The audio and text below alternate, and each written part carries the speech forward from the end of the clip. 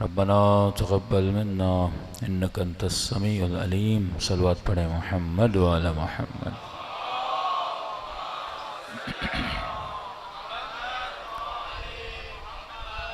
بسم اللہ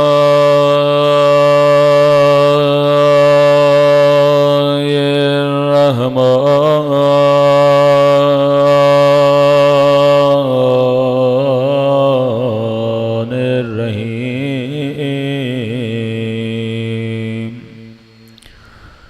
الحمد للہ رب العالمین. الحمد للہ کما هو اہلہ. الصلاة والسلام على سید المرسلین وخاتم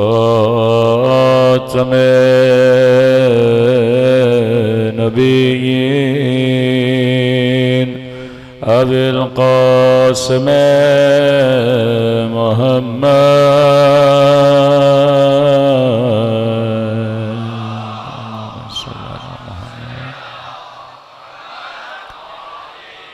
وعلى آلہ الطیبین الطاہرین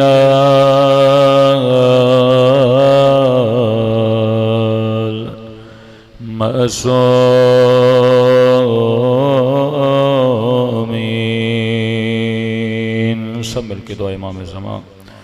اللہم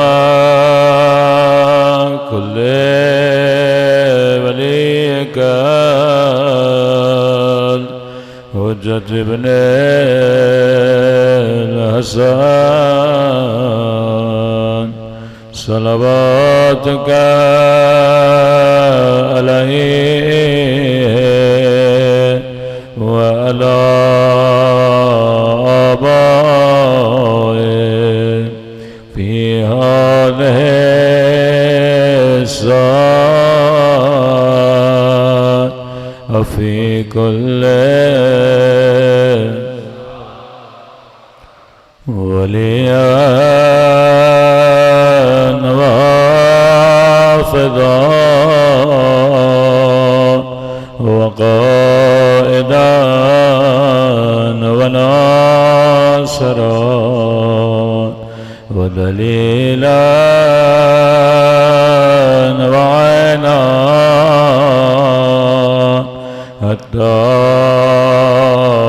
تسكنه أرضك طوعا وتمتعه فيها طويلا برحمتك يا أرحم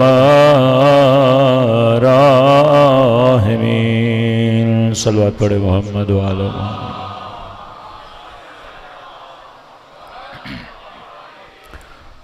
بسم اللہ الرحمن الرحیم.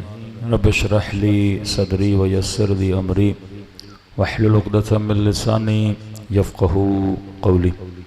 اما بعد فقد قال رسولنا الکریم ان الحسین مصباح الہدی وسفینۃ النجات. صلوات پڑھے محمد وعلی محمد.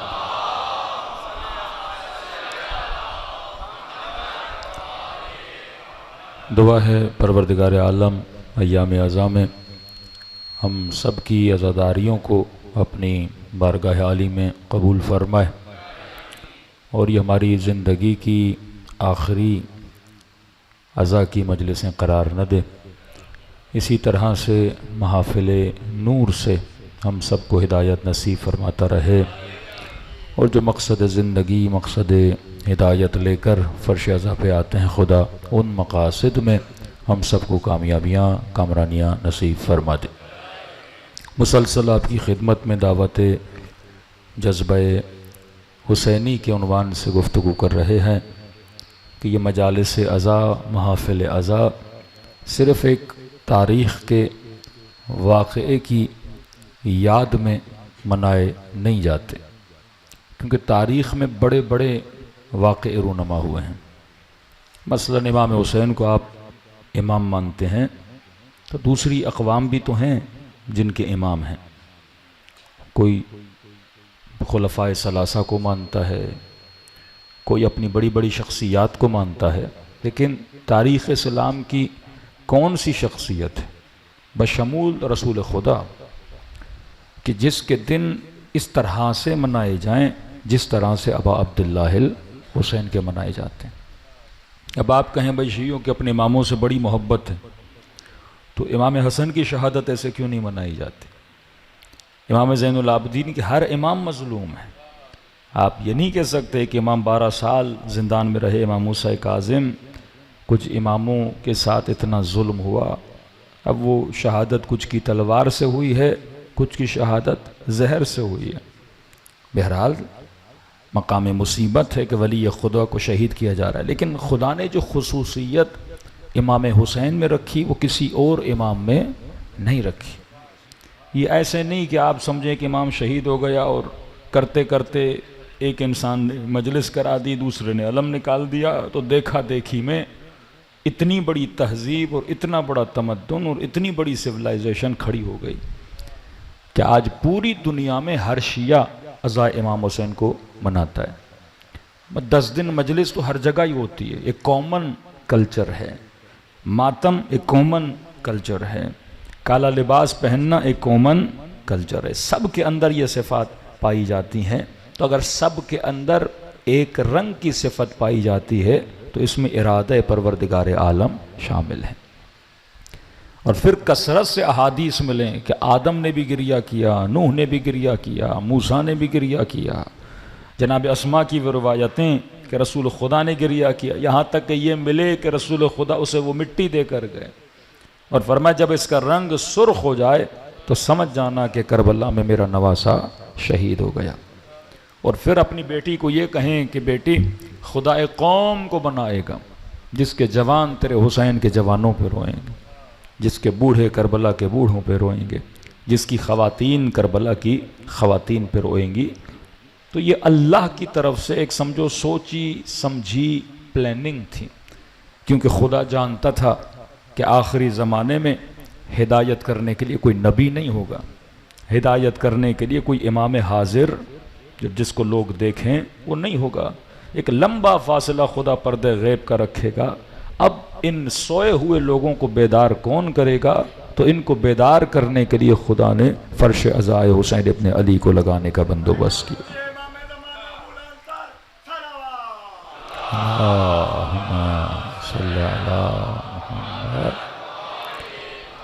تو مجلس عزا اعجاز الہی کا نام ہے، یہ معجزہ پروردگار عالم ہے کہ آپ سب کے دل اس طرح سے امام حسین کی طرف کھنچتے ہوئے چلے آتے ہیں۔ اور برکت کتنی ہے مجلس عزا کی، آپ پوری تاریخ اپنے بزرگوں سے پوچھیں تو کہتے ہیں پہلے 500 لوگ تھے، پھر اگلے سال 550، پھر 600، یعنی اس میں برکت بڑھتی جاتی ہے۔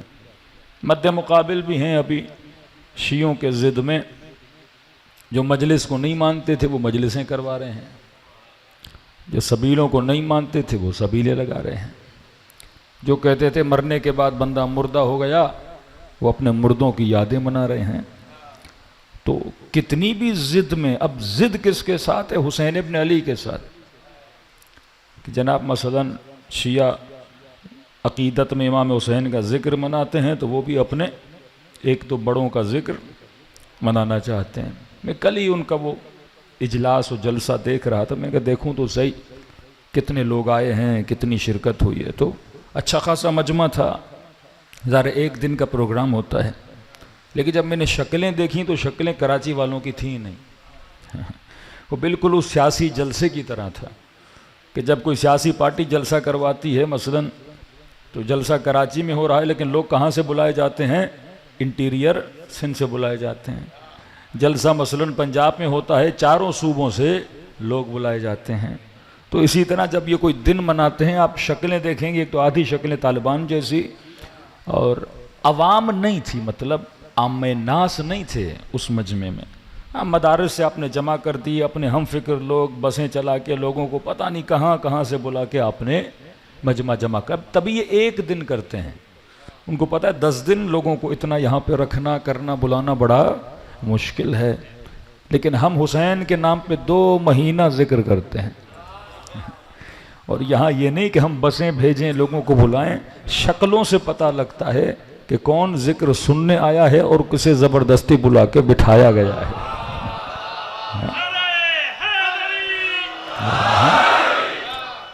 حسین یاری امام حسین ہر دل پہ حکومت کرتے ہیں. یہاں ڈاکٹر بھی ملے گا، انجینئر بھی ملے گا، سرکاری ملازم بھی ملے گا، ریڑھی لگانے والا بھی ملے گا، بچہ بھی نظر آئے گا، مائیں بھی ہوں گی، بہنیں بھی ہوں گی. تو ایک پیغام کلی ہے، اور ہدایت ایک خاص طبقے کے لیے نہیں ہے کہ امام حسین کو صرف مدرسے کے مولوی سننے کے لیے آ جائیں یا طلباء آ جائیں. حسین کو ہر شخص سننے کے لیے آتا ہے، کیونکہ حسین صرف شیعوں کا امام نہیں، حسین ہر اس کا امام ہے جس کے اندر انسانیت پائی جاتی ہے. امام انسانیت ہے، امام حریت ہے.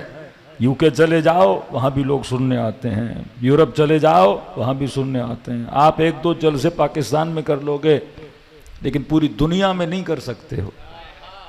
لیکن دنیا کے کونے کونے میں جاؤ، آج حسین کا نام بلند ہے، کیونکہ ان کا نام تم بلند کرتے ہو، حسین کے نام کو خدا نے بلند کیا ہے.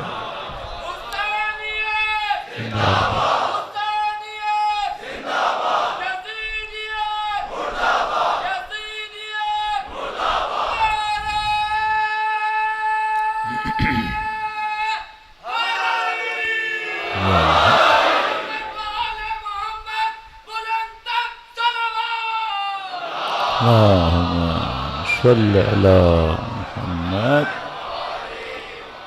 دوسری بات، جلسے تو ہوتے ہیں، رشیں تو لگتی ہیں، فیفا ہوتا ہے، لاکھوں لوگ فٹ بال اسٹیڈیم میں جمع ہو جاتے ہیں. کوئی ہالی ووڈ کی مووی لگے گی، ہزاروں لوگ اس فلم کو دیکھنے کے لیے جمع ہو جائیں گے. کوئی بڑی سیلیبریٹی، کوئی بڑا ایکٹر آئے گا، ہزاروں لوگ اس کو دیکھنے کے لیے جمع ہو جائیں گے. ہاں، شیطان بھی مجمع لگاتا ہے، نظام کفر بھی رش جمع کرتا ہے، لیکن سوال یہ ہے اس کے مجمع میں پیغام کیا ہوتا ہے؟ ہاں، وہاں اپنی ذات ہوتی ہے. ایک ایکٹر جب مجمع جمع کرتا ہے، محل مرکز نگاہ کون ہوتا ہے؟ وہ خود ہوتا ہے. یا یہ جلسے جو مذہبی جماعتیں بعض امام حسین کے ضد میں لگاتی ہیں، آپ پوری تقریریں سن لیں گے، سوائے نفرت کے، سوائے تفرقے کے، لوگوں کے دلوں میں اور کچھ نہیں ڈالا جاتا. لیکن آؤ حسین کی مجلس میں یا محبت کا پیغام دیا جاتا ہے، یا بندوں کو کس کے ساتھ ملایا جاتا ہے؟ خدا سے ملایا جاتا ہے. یہ وہ فرش عزا ہے جہاں سے حور بنائے جاتے ہیں، جہاں سے انسانیت کا پیغام، جہاں اسلام کی بقا کا پیغام دیا جاتا ہے. تو ایک تو یہ عقیدے راسخ بنا دیں کہ عرش فرش عزا امام حسین ایک اللہ کی بہت بڑی پلاننگ تھی، جس کے ذریعے سے خدا چاہتا تھا کہ پوری کائنات میں امام حسین کا فرش بچھے، تاکہ وہ قوتیں جو نسلوں کو تباہ و برباد کر رہی ہیں، حسین کے ذریعے سے ان نسلوں کو کیا کیا جائے؟ ہدایت دی جائے. میں جوانوں کو پہلی 2 مجلس میں بھی اشارہ کیا تھا، آپ مت سمجھیے کہ دشمن سے مراد دشمن شیعہ نہیں، دشمن سے مراد دشمن اسلام ہے، دشمن خدا ہے.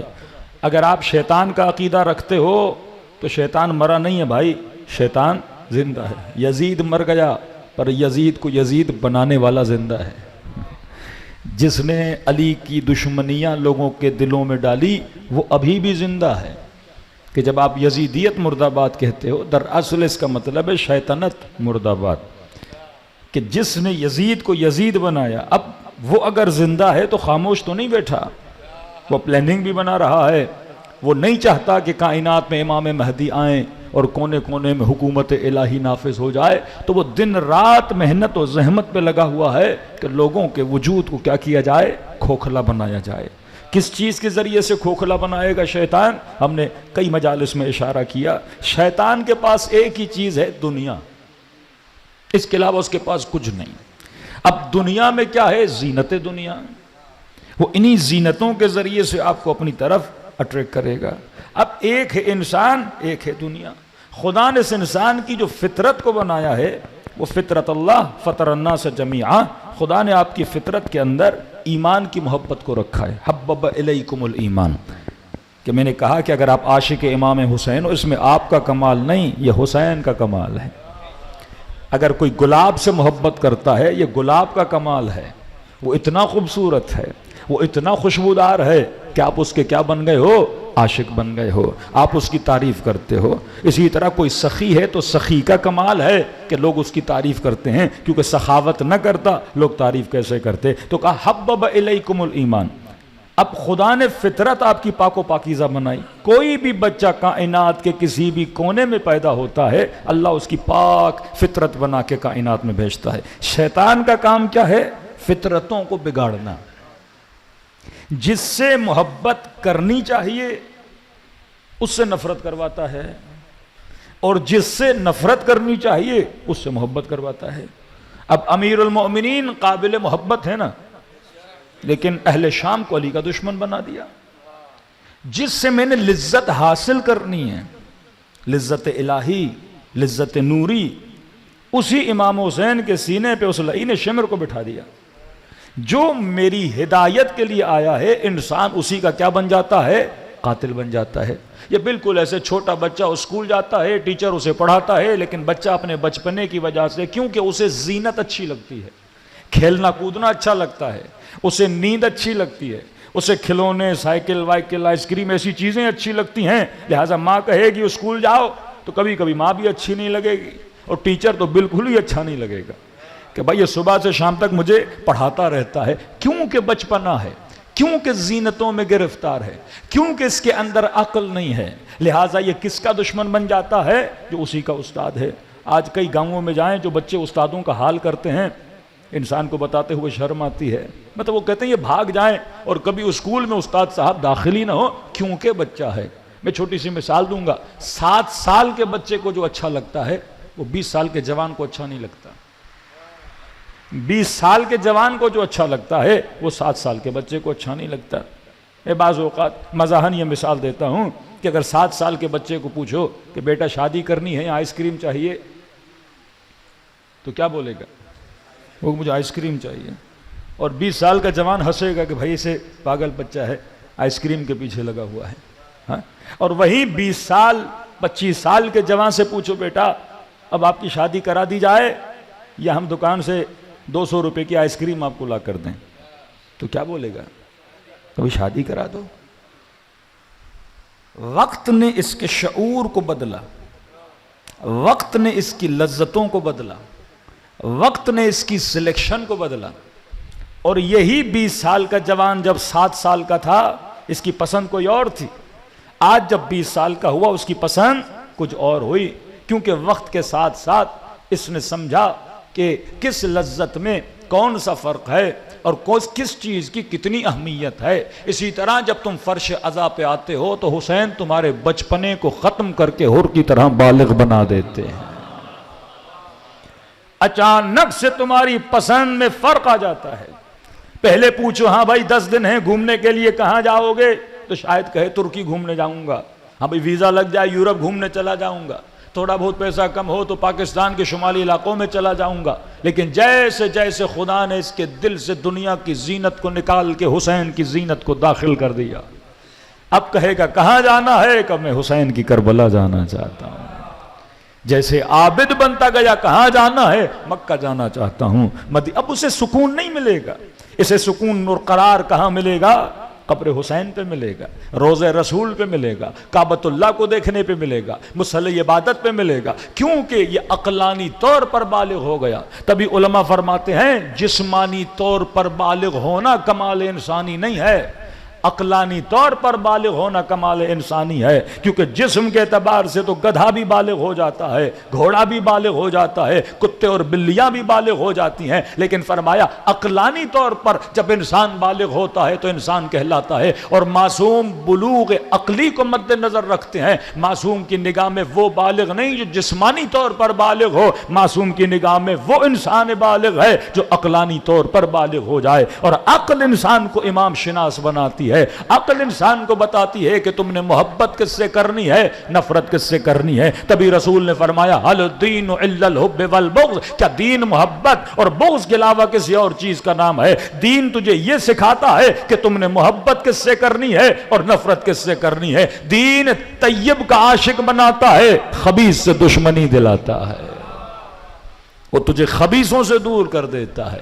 تو فرش ادا آپ کے قلب کو عاشق طیب بنانے کے لیے ہے کہ شیعہ کبھی بھی یزید جیسے خبیث سے محبت نہیں کر سکتا، شیعہ کبھی بھی دشمنان اہل بیت سے محبت نہیں کر سکتا، کیونکہ جو دشمن خدا ہو وہ دشمن انسان ہوتا ہے، جو دشمن رسول ہو وہ دشمن مسلمان ہوتا ہے۔ تو ہماری نسلوں کو فرش عزا پہ بلا کے صحیح اور غلط کے تصورات میں ڈھالا گیا تاکہ انسان کبھی بھی شیطان کے دھوکے میں نہ آئے۔ لیکن یاد رکھنا، شیطان کے پاس جو حربے ہیں بڑے مختصر سے حربے ہیں۔ ایک تو وہ زینت دنیا کو بلند کرتا ہے اور اس میں اتنی کشش پیدا کرتا ہے کہ وہ آپ کو اپنی طرف کھینچتا ہے، بڑی بڑی بلڈنگیں، بڑے بڑے شہر، بڑی بڑی رونقیں، بڑی بڑی روشنیاں، شہوت کا بازار لگا دیتا ہے۔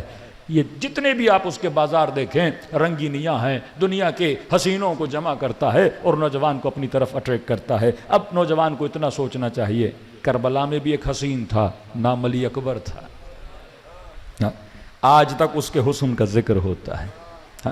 دنیا میں بھی کئی حسین ہیں۔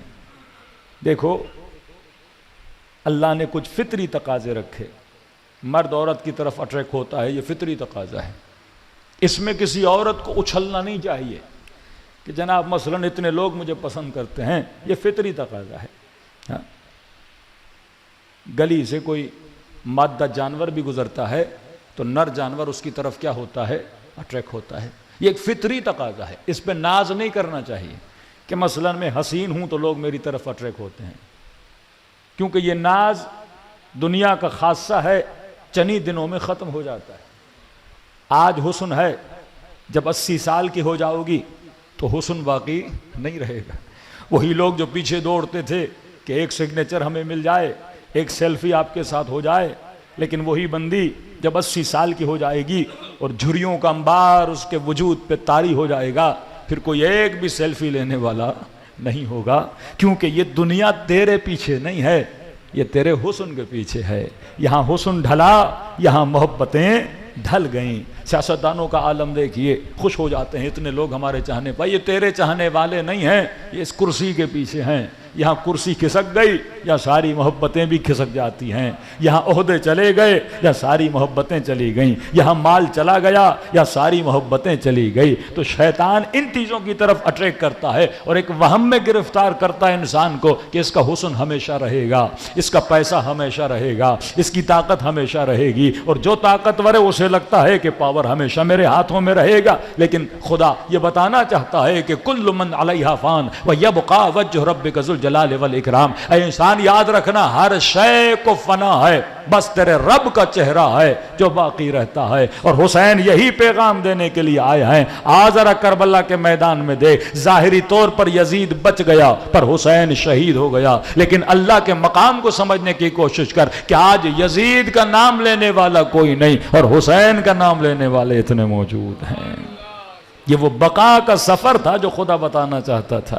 یہاں پہ بھی زینب کا جملہ سب کی سمجھ میں آئے گا کہ یزید ظاہر کو دیکھ کے کہے کہ زینب خدا نے تیرے بھائی کو مار دیا، زینب تیرے ہاتھوں میں رسیاں آ گئیں، زینب دیکھو تیرے بچے یتیم ہو گئے، لیکن وہی زینب جب اللہ کی طرف دیکھتی ہیں تو فرماتی یزید تجھے یہ ساری برائی نظر آ رہی ہے، لیکن زینب کی نگاہ سے دیکھو تو فرمایا ما رأیت الا جمیلا، میں نے حسن کے علاوہ کچھ بھی نہیں دیکھا ہے، کیونکہ جو اس بقا کے سفر کا مسافر ہوتا ہے اسے خدا فنا نہیں دیتا، خدا اسے بھی باقی کر دیتا ہے۔ تو آپ کس کے مسافر ہو؟ بقا کے مسافر ہو۔ اور بقا مل ہی نہیں سکتی بغیر ولایت امیر المؤمنین۔ صلوات پڑھے مولا کی شان پر۔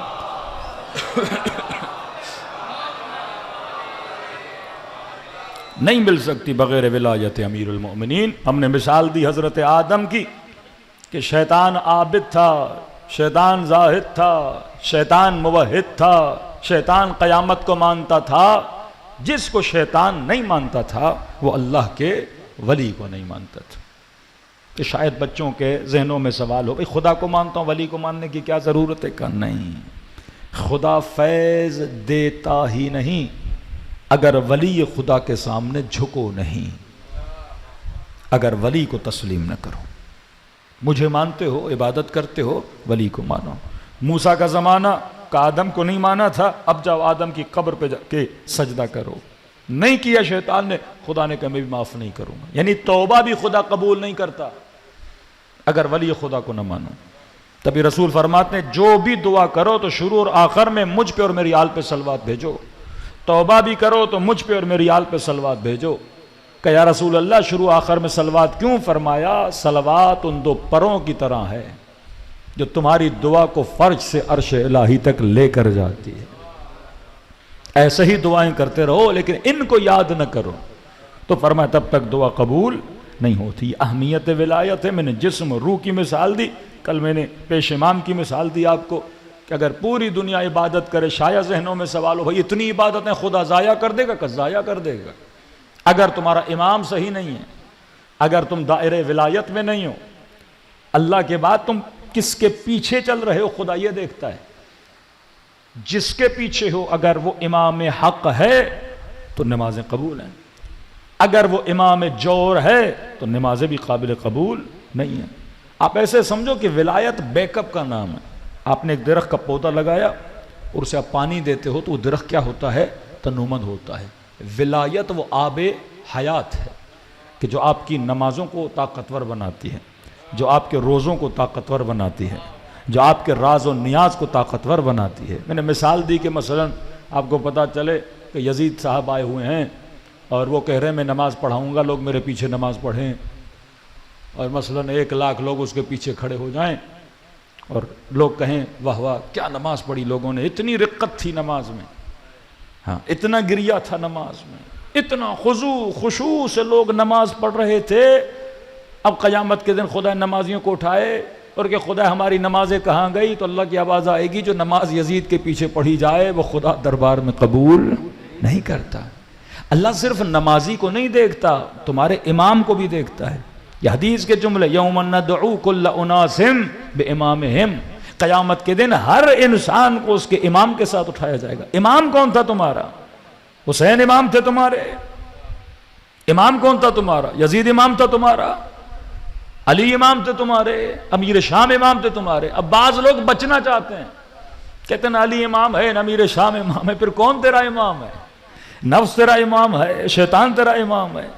امیر المومنین جو والا فرماتا ہے کہ تیسرا کو بھی کوئی راستہ ہے کہ لوگ کہتے ہیں نہ علی کی طرف جائیں گے نہ اس کی طرف جائیں گے، کہ اگر کوئی تیسرا راستہ ہے تو علی کو آ کر بتاؤ کہ اللہ نے 2 ہی راستے بتائے ہیں، یا حق ہے یا باطل ہے، یہ تم نے فیصلہ کرنا ہے کہ تم کس کے پیچھے چلو گے۔ یہ کہہ کر بچ نہیں سکتے کہ جناب نہ اس طرف ہیں نہ اس طرف ہیں، یہ تیسرا طرف ہے کون؟ پھر وہ منافقت کا راستہ ہے کہ بندہ دل میں تو کسی کے ساتھ ہو پر زباں پر اظہار نہ کرے۔ شیعہ منافق نہیں ہے، علل اعلان بتاتا ہے کہ ہم کس کے ساتھ ہیں؟ علی ابن ابی طالب کے ساتھ ہیں، اور رسول کی مصدقہ حدیث ہیں کہ علی تو حق کے ساتھ ہے، حق تیرے ساتھ ہے، اور فرمایا جہاں علی جاتے ہیں وہاں حق جاتا ہے۔ یہ انسان نے دنیا میں فیصلہ کرنا ہے کہ میں نے کس کا ساتھ دینا ہے۔ کل میں نے چھوٹی سی مثال بھی آپ کو دی تھی نا، اس شخص کی جو بیٹے کے خواب میں آیا۔ یہ مکتب کس کا مکتب ہے؟ حکمت کا مکتب ہے۔ یہاں جو بھی ایکشن و ایکٹیویٹی کرو سوچا کرو کہ اس میں معصوم مجھے کیا سمجھانا چاہتے ہیں۔ ہم شیعہ دفنانے کے بعد کیا پڑھتے ہیں؟ تلقین۔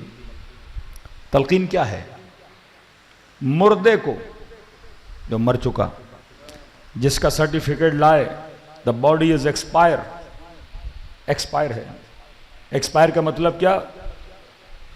سائنس کی زبان میں، میڈیکل کی زبان میں، بھائی جناب ختم ہو چکے، مطلب اس کے اندر جتنی وائرنگ تھی، کنیکشن تھے، وہ سارے کے سارے کیا ہیں؟ ڈیڈ ہیں۔ اب کانوں سے سن نہیں سکتا، آنکھوں سے دیکھ نہیں سکتا، زبان سے بول نہیں سکتا، دل اب اس کا دھڑکتا نہیں ہے، دماغ اب چلتا نہیں ہے۔ اب ایکسپٹ کر کے کہ جناب ڈیڈ ہے، اسے قبر میں لٹا کے شیعہ ہلاتے ہیں، کہتے ہیں اسمع، سنو، افہم، سمجھو۔ اب کوئی غیر شیعہ اوپر ہوگا، کہیں گے یہ تو پاگل ہیں بھائی، ایک بندہ مر گیا اسے ہلا رہے ہیں، کہ ابھی بھی ان کو شاید یقین نہیں ہے کہ مر گیا ہے، اور اسے ابھی بھی ہلا کے کہہ رہے ہیں سن اور سمجھ، تجھ سے پوچھا جائے گا تمہارا امام کون ہے۔ آیت اللہ بروجردی جب دنیا سے گئے تو ایک عالم دین اور ان کے خادم قبر میں اترے، کہتے جب آقا بروجردی کو ہلایا جا رہا تھا نا، کہا اسمع وافہم، تم آپ سے پوچھا جائے گا آپ کا امام کون ہے۔ کہ آقا بروجردی کی آواز آ رہی تھی علی میرا امام ہے۔ تو عالم کہتا ہے میں نے خادم کو کہا آپ بھی سن رہے ہیں؟ کہ ہمیں بھی سن رہا ہوں۔ مر چکے ہیں، ہاسپٹل نے لکھ دیا ہے کہ دنیا سے جا چکے ہیں، لیکن روح کا بدن کے ساتھ اتنا تعلق ہے کہ ابھی بھی بدن جواب دے رہا ہے کہ میرا امام کون ہے؟ علی ہے۔ میرا رب کون ہے؟ اللہ ہے۔ شہید حسینی کے لیے مشہور ہے نا، کہ جب وہ ایران کے بڑے عالم دین غالباً آئے عراقی، مجھے نام یاد نہیں ہے، جب آئے وہ شہید حسینی کو سلام کیا، شہید حسینی نے جواب دیا، بدن سے روح نکل چکی ہے لیکن تعلق اتنا مضبوط ہے اپنے بدن کے ساتھ۔ بعض لوگ واقعاً، یہ میں نے ویڈیوز بھی دیکھی ہیں، کہ دفنایا ہوا ہے، مومن کفن میں لپٹا ہوا ہے، اور ذاکر یا نوح خان امام حسین کا نوحہ پڑھتا ہے، اور اس جنازے کی آنکھوں سے آنسو آتے ہیں۔ مطلب یہ اتنا جذب حسین ہو چکا ہے کہ مرنے کے بعد بھی آنکھ رو رہی ہے، اتنا جذب خدا ہو چکا ہے کہ مرنے کے بعد بھی بدن صدا دے رہا ہے۔ لیکن اس کی حکمت کیا ہے کہ آپ کسی کو ہلاتے ہو؟ علماء فرماتے ہیں سب کو پتا ہے کہ مردہ سنتا نہیں ہے، اور اسے کیا سنانا جو پوری زندگی علی کا نام لیتا رہا، جو دن میں 5 وقت کی نماز پڑھتے ہوئے اللہ اکبر کہتا رہا، وہ بھول جائے گا کہ میرا خدا کون ہے؟ جو ہر نماز میں کلمہ پڑھتا رہا اشہدو ان محمد رسول، اب بھول جائے گا میرا نبی محمد ہے؟ کوئی ایسا مسلمان ہے جس کے گھر میں قرآن نہ ہو، کیا وہ بھول جائے گا کہ میری کتاب مثلا قرآن نہیں ہے؟ فرمایا اسے نہیں ہلایا جاتا، یہ ایک مظہر ہے کہ جو اس قبر کے اوپر کھڑے ہیں اصل میں اسے ہلا کے انہیں جگایا جاتا ہے۔ یہ جو زندہ نما مردے کھڑے ہیں جنہیں بالکل احساس نہیں ہے کہ میں نے بھی ایک دن اسی قبر میں جانا ہے، کہ یہ انہیں ان جاگ نما کو جگایا جاتا ہے کہ مرنے کے بعد کتنا بھی ہلایا جائے گا کوئی اٹھتا نہیں ہے۔ ابھی سن، ابھی بیدار ہو جا کہ تجھ سے پوچھا جائے گا تمہارا امام کون ہے۔ اور پھر بیٹے سے کہا کہ بیٹا میں نے جواب تو دیا پر ملائکوں نے بہت مارا، اور پھر ملائکوں سے پوچھا کہ بھائی مار کیوں رہے ہو؟ کہ جواب غلط دے رہا ہوں، کہ جواب تو صحیح دے رہے ہو پر جھوٹ بول رہے ہو۔ اگر قرآن تیری کتاب تھی تو نے زندگی میں اس قرآن پر عمل کیوں نہیں کیا تھا؟ اگر علی تیرا امام تھا تو علی کی سیرت پہ چلے کیوں نہیں تھے؟ زبان سے تو کہتے تھے علی تیرا امام ہے لیکن چلتے شیطان کے پیچھے تھے، زبان سے تو کہتے تھے محمد میرا امام ہے لیکن چلے تو علی کے دشمنوں کے پیچھے تھے۔ تو وہاں عمل کو دیکھا جاتا ہے، الفاظ کو دیکھا نہیں جاتا ہے۔ تبھی قرآن کہتا ہے وہاں مومن و منافق کا پتہ اس کے چہرے سے چلتا ہے، اگر چہرہ نورانی ہے تو سمجھو جنتی ہے، لیکن بعض لوگ آئیں گے قردتاً خاسئین، یہ قرآن کے الفاظ ہیں کہ بعض لوگوں کی شکلیں انسانوں کی شکلوں کی طرح نہیں ہوں گی، جانوروں کی شکلوں کی طرح ہوں گی۔ وہاں عمل کو تجسم خدا دے گا اور عمل کا جسم بن کے قیامت میں چلے گا، کہ ان کی شکلوں سے پتہ چلے گا یہ آل رسول کے ماننے والے نہیں تھے، یہ دشمن و زور کے نظام اسلام کے ماننے والے تھے، تبھی آپ جب بھی وضو کرتے ہو اور چہرے پہ پانی ڈالتے ہو تو معصومین کہتے ہیں یہ دعا کیا کرو کہ اللہم بیض وجہی یوم تسود الوجوہ، اے خدا وہ دن جس دن چہروں کو سیاہی میں بدلا جائے گا اس دن میرے چہرے کو نورانی بنا دینا۔ نعرہ تکبیر، اللہ نعرہ تکبیر، نعرہ رسالت، نعرہ رسالت، نعرہ ولایت، نعرہ ولایت، نعرہ حیدری۔ اور اس مقام تک انسان پہنچ ہی نہیں سکتا جب تک اہل ولایت نہ بنے۔ ہاں اہل ولایت بنو تو معصوم فرماتے ہیں گناہ بھی کر سکتا ہے انسان، لیکن فرمایا اس کے گناہ سے نفرت کرنا، اس مومن سے کبھی نفرت نہ کرنا، کیونکہ خبیث العمل تو ہے پر طیب الروح ہے، عمل اس کا برا ہے، روح اس کی کیا ہے؟ طیب ہے، کیونکہ کس کا ماننے والا ہے؟ امیر المومنین کا ماننے والا۔ میرے پاس 10 سے 15 منٹ ہیں، بس آخری خلاصے کے چند جملے۔ تو فرمایا پھر کبھی ایسا نہ ہو، معصومین حد تعادل بناتے تھے کہ ایسا نہ ہو کہ لوگ کبھی خدا کی رحمت کو اتنا سنیں اور رحمت کو سنتے سنتے کہیں بھائی درخت کے پتے جتنے گناہ ہوں، ریت کے ذرے جتنے گناہ ہوں، ستاروں جتنے گناہ ہوں، خدا تو اتنا رحم الراحمین ہے، سب کے گناہوں کو کیا کر دیتا ہے؟ بخش دیتا ہے۔ ایسا نہ ہو کہ شیطان رحمت خدا کو وسیلہ گناہ بنا دے، تیرے اندر اتنی امید بڑھا دے۔ مثلا ایک استاد ہے، شاگرد کبھی غلطی کرتا ہے، معاف کر دیا، دوبارہ معاف کر دیا، تیسری بار، اس سے شاگرد کیا ہوگا؟ جری ہوگا، وہ کہے گا میں کچھ بھی کر لوں استاد مجھے کچھ کہنے والا نہیں ہے۔ بیٹے نے بڑے سے بڑا گناہ کیا، ماں نے کہا کوئی بات نہیں بیٹا ہے، باپ کو کہا معاف کر دو۔ بڑے سے بڑی چوری کی، ماں نے کہا بھی معاف کر دو۔ اتنا بھی ماں کو نرم دل نہیں ہونا چاہیے کہ اس کے اندر، اس کے دل سے خوف کیا ہو جائے؟ ختم ہو جائے۔ کبھی آپ قرآن پڑھتے ہو تو ایسے لگتا ہے بھائی جنت ہے ہی میری، پھر سورہ واقعہ کھولتے ہو پھر انسان کے اندر کیا پیدا ہو جاتا ہے؟ خوف پیدا ہو جاتا ہے۔ دعائے کمیل پڑھتے ہو اللہ مان الحفیظ، پھر امیر المومنین کی ولایت کے فضائل سنتے ہو پھر تھوڑا دل باغ باغ ہو جاتا ہے۔ ہاں یہ دونوں پڑھ لے اہل بیت نے بتائے کہ انذار بھی ہو تبشیر بھی ہو۔ جب انذار کرواتے ہیں، جب تبشیر کا مطلب یہ ہے تجھے بتاتے ہیں خدا کیا ہے؟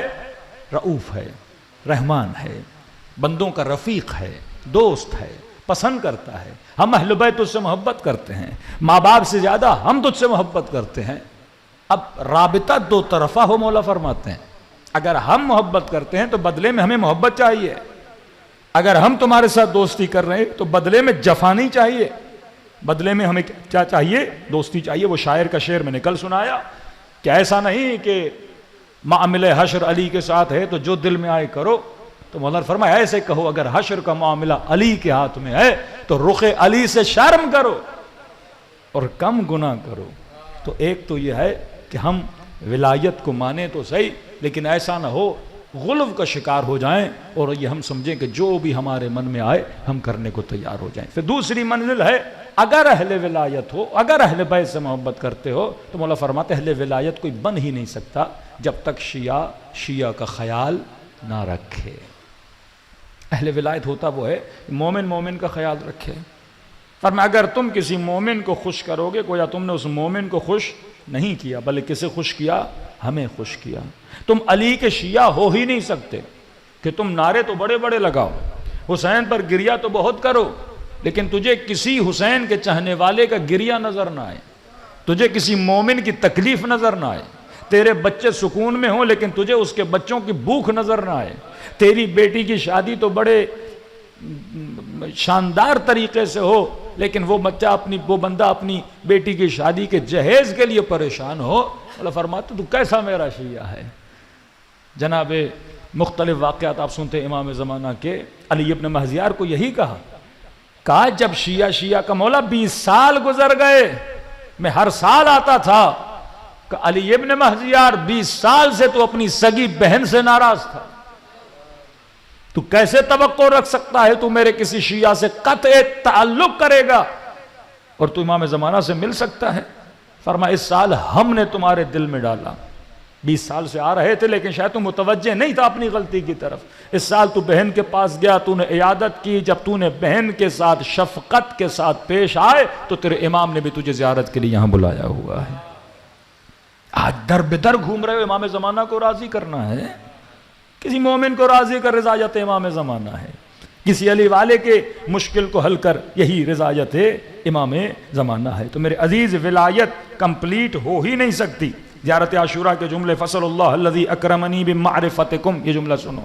کیا مانگتے ہو خدا سے؟ فاسأل اللہ الذی اکرمنی بمعرفتکم, میں خدا کا شکر ادا کرتا ہوں کہ خدا نے آپ کی معرفت, اور صرف آپ کی معرفت کافی نہیں کہ آپ کہیں مجھے علی کی معرفت ہے, مولا سے بڑا عشق ہے, میں نجف جاتا ہوں, میں کربلا جاتا ہوں. پہلی منزل ہے معرفت اہل بیت و معرفت اولیائکم. دوسری منزل, یہ 3 چیزیں اگر آپ کے پاس ہوں گی تو آپ کی آخرت بنے گی. بمعرفتکم, آپ کی معرفت, و معرفت اولیائکم, اور جو آپ کے چاہنے والے ہیں مجھے ان کی معرفت بھی عطا فرما. آپ مولا علی سے تو محبت کرتے ہو پر علی والے سے محبت نہ کرو. مولا حسین سے تو محبت کرو پر عزادار حسین سے محبت نہ کرو. ومعرفت اولیائکم ورزقن البراءۃ من اعدائکم. تیسری چیز کہ آپ کے دشمنوں سے اور ان کی نفرت کو جو خدا نے میرے دل میں رکھا ہے, ان یجعلنی معکم فی الدنیا والآخرہ, کہ خدا مجھے قرار دے محمد و آل محمد کے ساتھ کہ میں دنیا میں بھی ان کے ساتھ رہوں, آخرت میں. تو 3 چیزیں سب سے اہم ہیں. ایک معصوم کی معرفت, ایک جو معصوم سے محبت کرتا ہے اس کی معرفت, تیسرا اہل بیت کے دشمنوں کی نفرت میرے دل میں ہونی چاہیے. جب یہ 3 چیزیں آپ کے اندر آ جائیں گی تو آپ سمجھو اہل جنت بھی ہو, اہل نور بھی ہو, اہل ہدایت بھی ہو. لیکن اگر کسی کو امیر المومنین سے محبت ہو لیکن علی کے دوستوں سے, یہی تو معاملہ مسلمانوں کا ہے کہ رسول سے محبت ہے پر رسول کی بیٹی سے مثلا محبت نہ ہو. کبھی کافی ہے کہ میں رسول سے محبت کروں. شیطان کہتا تھا اللہ تجھ سے محبت ہے, آدم سے محبت نہیں کروں گا. یہ ہو ہی نہیں سکتا. اللہ سے محبت ہے تو اللہ کے دوست سے محبت کرنی ہے. رسول سے محبت ہے تو جو دوستدار رسول ہیں ان سے محبت کرنی ہے. ایک جگہ ہم پہ الزام لگتا ہے کہ رسول اللہ سے تو محبت کرتے ہیں, اصحاب رسول سے محبت نہیں کرتے. اصحاب کون ہیں؟ جو رسول کے کیا تھے؟ عاشق تھے یا دوست تھے. اب دوستی کا معیار یہ تو نہیں, ہم صحابی بھی اسے مانتے ہیں جو رسول سے بھی محبت کرے, رسول کی آل سے بھی محبت کرے. وہی معیار جو میرے لیے ہے سیم معیار صحابی کے لیے بھی ہے. اگر میرے لیے معیار یہ ہے کہ میں رسول سے محبت کروں, اصحاب سے, رسول کے دوستوں سے بھی محبت کروں, جو رسول کے دوست تھے ان کا بھی عشق میرے دل میں ہونا چاہیے, اور ہاں تب جا کے میں کمپلیٹ مسلمان بنوں گا. اور اصحاب کے لیے بھی یہی ہے کہ کوئی کہ یا رسول اللہ میں آپ سے محبت کرتا ہوں لیکن علی سے محبت نہیں کرتا. آپ سے محبت کرتا ہوں, آپ کی بیٹی کے ساتھ مثلا زیادتی ہوگی. آپ سے محبت کرتا ہوں, کیا یہ آپ کیا سمجھتے ہیں لشکر یزید والے رسول سے محبت نہیں کرتے تھے, اللہ سے محبت نہیں کرتے تھے؟ وہی معاملہ شیطان ہے. عابد تھے, زاہد تھے, حاجی تھے, لیکن جس سے محبت نہیں کرتے تھے وہ ذات ابا عبداللہ الحسین تھی. تو یہ جب تینوں معاملات ملتے ہیں پھر رسول کے دشمن سے, پھر رسول خود فرماتے میرا دشمن کون ہے؟ فرمایا فاطمہ تو بضعۃ منی, میرے جگر کا ٹکڑا ہے. من ابغضھا فقد ابغضنی, جس نے اس سے بغض کیا یا جس نے اس سے محبت کی اس نے مجھ سے محبت کی. جس نے اسے غضبناک کیا اس نے مجھے غضبناک کیا, اور جس نے مجھے غضبناک کیا اس نے خدا کو غضبناک کیا. یہ پوری رسی ہے. یہ نہیں کہ میں رسول کو غضبناک کروں اور اللہ کے دربار میں مصلی پہ بیٹھ جاؤں. یہ نہیں میں رسول کو خوش کروں لیکن علی کو غضبناک کروں, سیدہ فاطمہ کو غضبناک کروں. اور یہ بھی نہیں کہ میں نے رسول کو بھی خوش کیا, سیدہ کو بھی خوش کیا, امام حسین کو بھی خوش کیا لیکن مولا حسین کے عزادار کو ناراض کیا. یہ سلسلہ ایک دوسرے کے ساتھ ملا ہوا ہے. فرمایا مومن ہو, مومن کا مطلب یہ ہے کہ دوستدار اہل بیت بھی بنو. علی ابن یقطین, تاریخ کا بہت بڑا کردار ہے علی ابن یقطین. امام موسیٰ کاظم کے زمانے میں امام نے صلوات پڑھے مولا کی شان پر.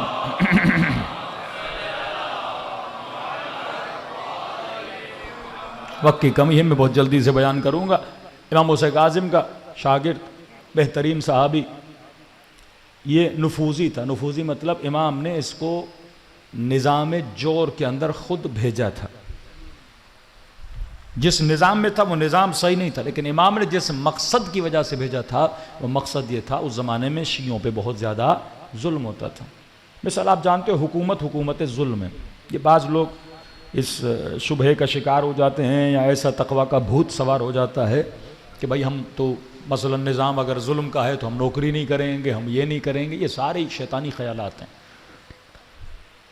اب آپ کا مومن کا کیس پھنسے گا تھانے میں، عدالت میں، سرکاری محکموں میں، اب وہاں پہ اگر کوئی مومن نہیں ہوگا تو ان کا کام کیسے ہوگا؟ یہ امام روش دے رہے ہیں، اگر نظام ظلم کا بھی ہو، ظلم کے نظام میں نوکری کر سکتے ہو، لیکن ان شرائط پر، وہ شرائط مولا بتا رہے ہیں۔ سرکاری ملازم بن سکتے ہو، وہ چاہے سرکار امریکہ کی کیوں نہ ہو، لیکن ان شرائط پر۔ وہ شرائط کیا ہیں؟ آپ کو پتہ ہے معاشرے میں مومنین رہتے ہیں۔ امام نے فرمایا کہ 3 چیزوں سے تو بچا رہے گا، کبھی تیری نسل فقیر نہیں ہوں گی، کبھی تو زندان میں نہیں جائے گا، کبھی ہارون کی تلوار تیرے بدن پہ نہیں آئے گی۔ اس سے بڑی گارنٹی کس کو چاہیے کہ کبھی زندان نہیں ہوگا، کبھی فقیر نہیں بنوں گا، کبھی قتل نہیں کر دیا جاؤں گا۔ امام فرمایا یہ 3 چیزوں کی ضمانت میں موسیٰ کاظم دیتا ہوں، تو بس ایک چیز کی ضمانت دے کہ جب بھی میرا شیعہ تیرے پاس آئے اسے خالی ہاتھ نہ لوٹانا۔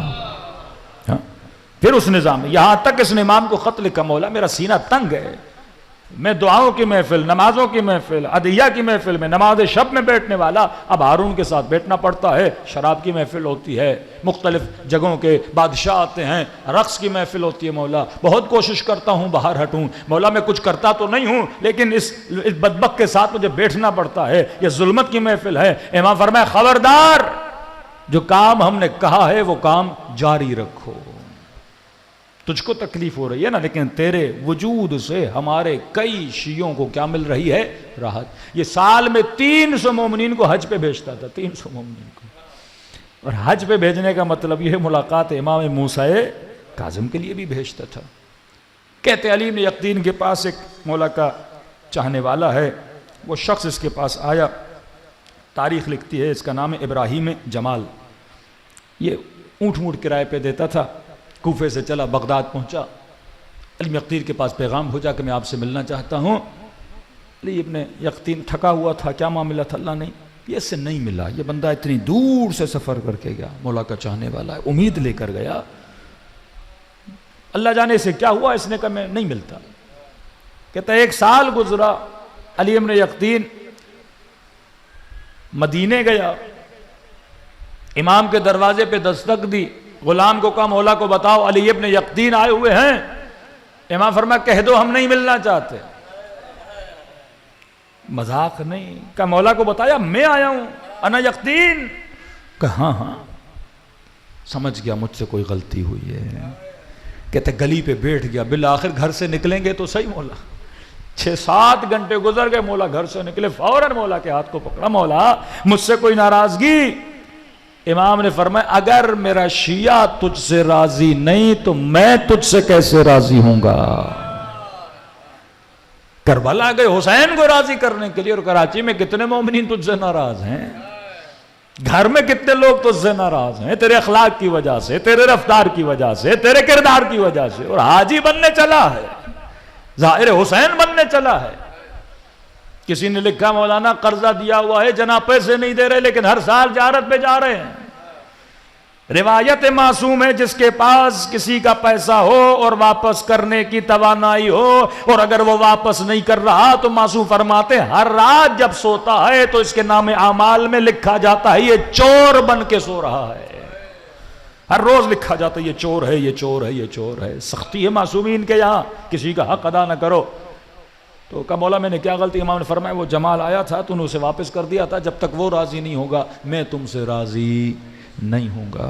کہتا ہے وہیں سے چلا، بغداد سے کوفہ گیا، کوفہ پہنچا، اس کے دروازے پہ دستک دی، اتنا پریشان، وہ بندہ پریشان، بادشاہ کا وزیر تھا علی بن یقطین، کوئی مذاق نہیں ہے، اتنا بلند پایا شخص دروازے پہ، کہا علی بن یقطین کہاں؟ مجھ غریب کا گھر کہاں؟ آپ گھر آئیے جلدی جلدی، آپ کے لیے کوئی سفرہ لگاؤں، پتہ نہیں تھا، مہمان نوازی یہ وہ۔ نہیں میں گھر نہیں آؤں گا، بس دروازے سے واپس جاؤں گا۔ کہ میرا مولا مجھ سے ناراض ہے، میرا آقا مجھ سے ناراض ہے، کیونکہ تو مجھ سے ناراض ہے۔ کہ علی ابن یقطین اگر مجھے پتا ہوتا میں کبھی تجھ سے ناراض نہ ہوتا، میں نے رضایت دی، میں نے دل سے ساری ناراضگیاں ختم کی، اتنے پریشان ہونے کی ضرورت نہیں ہے۔ کہ علی ابن یقطین گھٹنوں پہ بیٹھے اور اپنا سر زمین پہ رکھا، کہ ایسے نہیں، اپنا پاؤں میرے رخسار پہ رکھو، میں نے مولا کو ناراض کیا ہے، تکبر آ گیا میرے اندر، غرور آ گیا میرے اندر، توڑوں گا اپنے نفس کو۔ پاؤں رکھا، کہے کا وزیر، کہاں کا رتبہ، کہاں کا مقام، یہ ضمانت تو معصوم ندی میں بچا ہوا ہوں۔ کا سر خاک پہ رکھا، کہ جب تک اپنا پاؤں میرے چہرے پہ نہیں رکھو گے میں راضی نہیں ہوں گا۔ کہ نہیں کرو علی ابن یقطین کا، رکھو۔ یہ مومن کہتا میں نے پاؤں رخسار پہ رکھا، واپس دوڑا دوڑا امام کے پاس گیا کہ مولا میرے رخسار کو دیکھیے، میں آپ کے شیعہ کو راضی کر کے واپس آیا ہوں۔ کہ پھر امام نے مجھے سینے سے لگایا، کہا اب بنے ہو نا میرے شیعہ۔ ولایت عام معاملہ نہیں ہے میرے عزیز، ولایت رضایت حسین کا نام بھی ہے، رضایت عباس کا نام بھی ہے، رضایت اولاد حسین کا نام بھی ہے، اور رضایت شیعیان محمد و آل محمد کا نام بھی ہے۔ تبھی آپ کربلا میں دیکھتے ہو چھوٹی چھوٹی چیزیں ہیں بعض اوقات، لیکن وہاں یہ نہیں کہ کوئی صرف امام حسین کو راضی کرنے کے پیچھے۔ اصحاب حسین تا حد الامکان کوشش کرتے تھے کہ حسین کی 4 سالہ بچی بھی ہم سے ناراض نہ ہو۔ کوئی شخص جناب ہر گریہ کر رہے ہیں، امام حسین فرماتے ہر میں نے معاف کر دیا، کہ مولا آپ نے تو معاف کیا لیکن دل کو قرار نہیں، مولا چین نہیں۔ کہ ہر کیوں چین نہیں؟ کہ مولا جب آپ کا راستہ روکا تھا مجھے اماریوں سے کچھ بیبیوں کے رونے کی آواز آئی، زہرا زادیاں مجھ سے ناراض ہیں۔ یہ اہل سنت کی کتابوں کے جملے ہیں، صحیح السند روایات ہیں کہ جب خلیفہ ثانی جناب زہرا سے مل کے باہر نکلا، کہتے ہیں اس طرح رو رہا تھا جس طرح بارش کے قطرات جاری ہوتے ہیں۔ کسی نے کہا آپ اتنا کیوں رو رہے ہیں؟ کہ میں نے بڑی کوشش کی نبی کی بیٹی راضی ہو جائے، لیکن یہ جملہ کہہ کے مجھے واپس بھیج دیا کہ قیامت کے دن اپنے بابا کے سامنے شکایت کروں گی کہ بابا یہ حال کیا تھا تیری بیٹی کا۔ کہتے ہیں جب قیامت کا دن آئے گا، ہماری کتابوں کی روایات ہیں، ایک خوبصورت اونٹنی زر و زیور سے زیب شدہ ایک اونٹنی آئے گی، ایک نورانی عماری اس کے اوپر ہوگی، انبیاء اولیاء سارے بیٹھے ہوں گے میدان محشر میں۔ کہتے ہیں ایک مرتبہ نادی نہیں، خود خدا کی آواز آئے گی کہ غضوا ابصارکم، اپنی آنکھوں کو بند کرو، مصطفیٰ کی بیٹی آ گئی ہے۔ کہتے ہیں ادب سے سر جھک جائیں گے، ادب سے سر جھک جائیں گے۔ کہتے ہیں وہ اس نوری عماری سے سیدہ اپنے ہاتھوں کو اٹھائیں گی، کہتے پہلا سوال یہ کریں گی کہ پروردگارا میں اس امت سے اتنا پوچھنا چاہتی ہوں کہ میرے حسین کا قصور کیا تھا، میرے حسین نے بگاڑا کیا تھا۔ کہتے ایک ہاتھ میں حسین کا خون بھرا کرتا اٹھائیں گی، پھر روایت میں ہے کہ دوسرے ہاتھ میں عباس کے کٹے ہوئے بازو اٹھائیں گے۔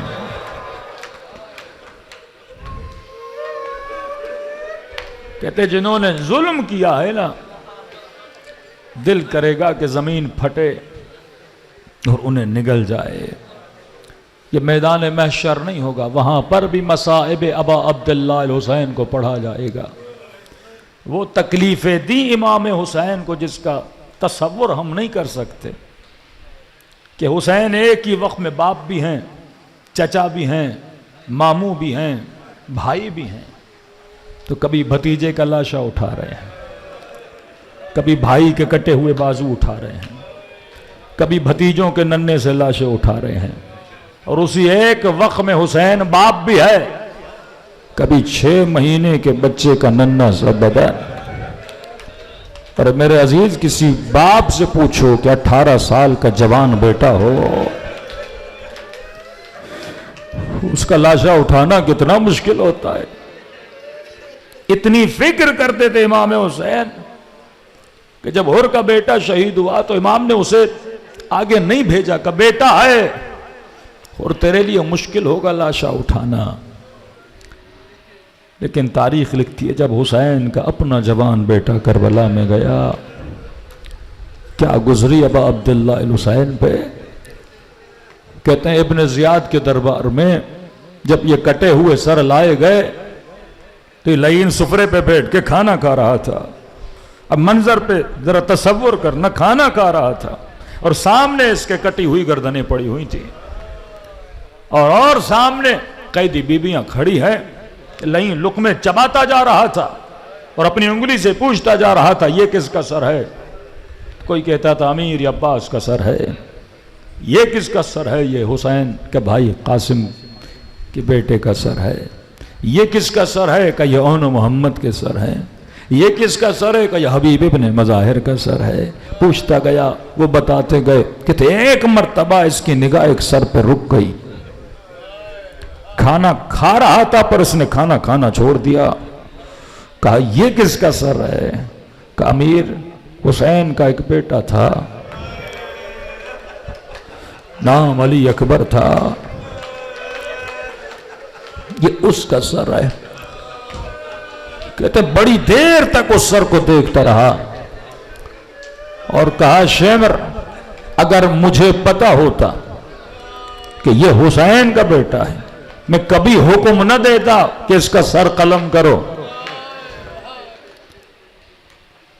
کہ امیر میں سمجھا نہیں کہ اگر مجھے پتا ہوتا ایسا بیٹا ہے میں کبھی تجھے حکم نہ دیتا کہ حسین کا سر قلم کرو۔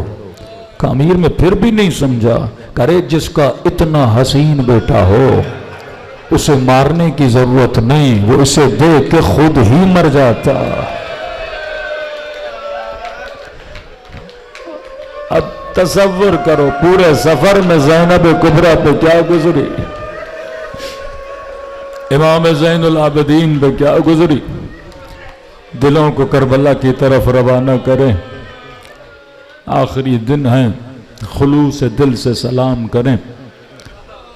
تبھی امام زین العابدین فرماتے جب مجلس میں یہ نہ سوچا کرو تو اکیلا آیا ہے، فرماتے تیرے استقبال کے لیے ہم آتے ہیں۔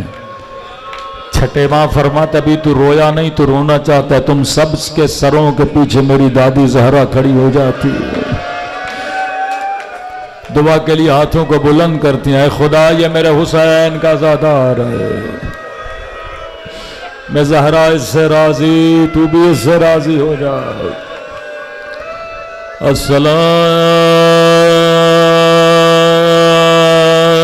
السلام علی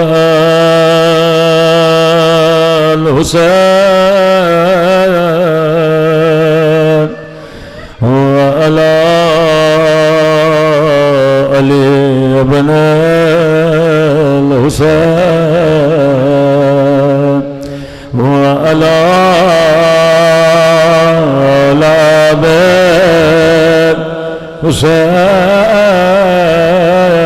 حسین والا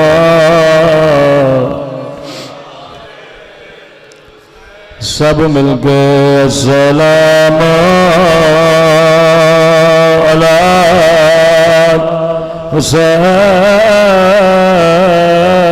حسین والا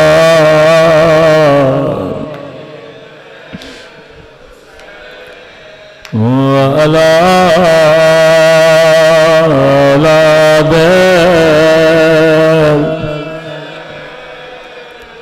وعلى صحابہ میرا سلام ہو اس درد بھرے منظر پہ، راوی کہتا ہے میں نے حسین کو ہر شہید کا لاشا اٹھاتے ہوئے دیکھا، لیکن جب اکبر کے لاشے پہ آئے میں حسین کو پہچان نہ سکا،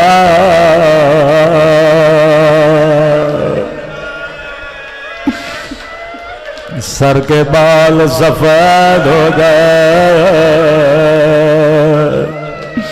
داڑھی کے بال سفید ہو گئے۔ جب بیٹے نے آواز دیا اب بتایا بابا میں گھوڑے سے گر گیا، لکھتا ہے جیسے چھوٹا بچہ اپنی کوہنیوں پہ چلتا ہے، حسین ایسے چل رہے تھے، کبھی دائیں طرف جاتے کبھی بائیں طرف جاتے، گویا حسین کو کچھ نظر نہیں آ رہا تھا۔ اتنے میں آواز دی علی اکبر، بوڑھا باپ ہو بیٹا مجھے کچھ نظر نہیں آتا۔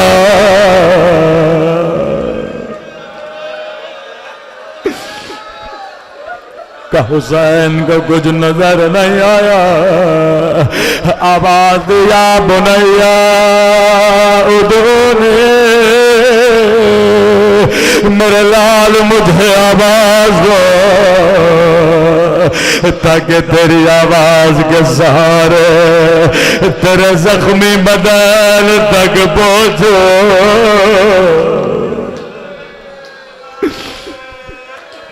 اکبر نے آواز دیا ابدا الیہ الیہ، کجے سے بیٹے کی لاشے پہ پہنچے۔ اکبر اے کاش تیرا بھی کوئی جوان بیٹا ہوگا، بابا زندگی میں تو نے مجھ سے کچھ نہیں مانگا، میرے لال جو چاہیے بابا سے مانگو۔ آخری سانس لیتے ہوئے کا بابا الحدید قد ثقلنی والعطش قد قتلنی، بابا لوہے کے وزن نے پیاس نے مجھے مار ڈالا۔ روایت کے جملے حسین نے اپنی زبان اکبر کی زبان پہ رکھے، اکبر نے جلدی زبان سے جدا کے بابا آپ تو مجھ سے بھی زیادہ پیاسے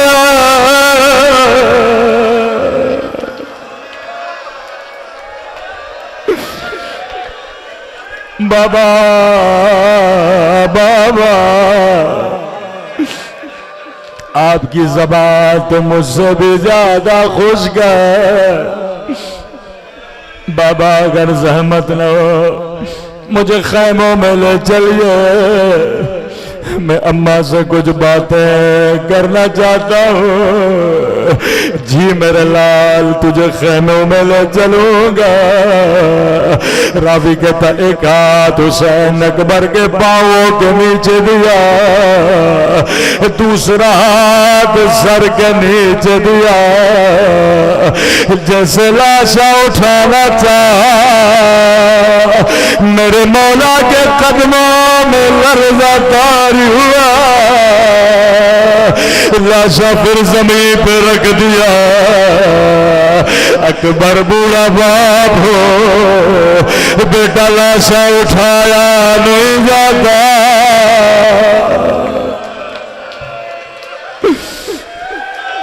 قاسم کا لاشا اٹھانے والا حسین، انو محمد کے لاشے اٹھانے والا حسین، اکبر بوڑھا باپ ہو بیٹا اگر زحمت نہ ہو دونوں باہیں بابا کے گلے میں ڈالو تاکہ تیرے سہارے لاشا اٹھاؤ۔ راوی کہتا اکبر نے ایک ہاتھ بابا کی گردن میں ڈالا لیکن دوسرا ہاتھ سینے سے نہیں ہٹایا۔ میرے لال دوسرا ہاتھ بھی بابا کے گلے میں ڈالو، بابا آپ کو صدمہ دینا نہیں چاہتا۔ اکبر ہاتھ ہٹا، میں تیرا صابر بابا ہوں۔ یہ ہاتھ کا ہٹنا تھا ایک برچھی کا ٹوٹا ہوا پھال علی اکبر کے سینے میں۔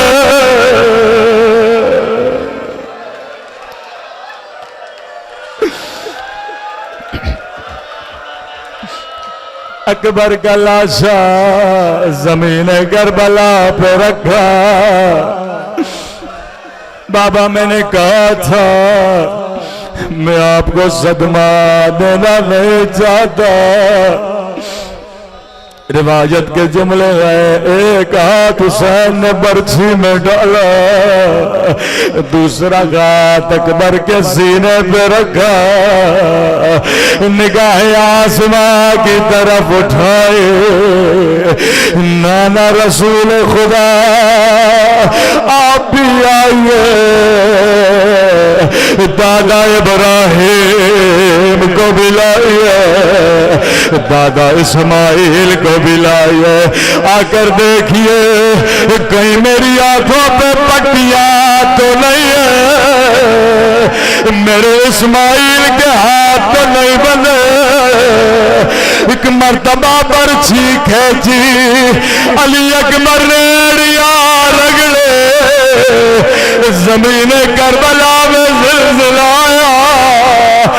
خیمے کے در سے آواز ٹھہر جا حسین، میں زینب آتی ہے۔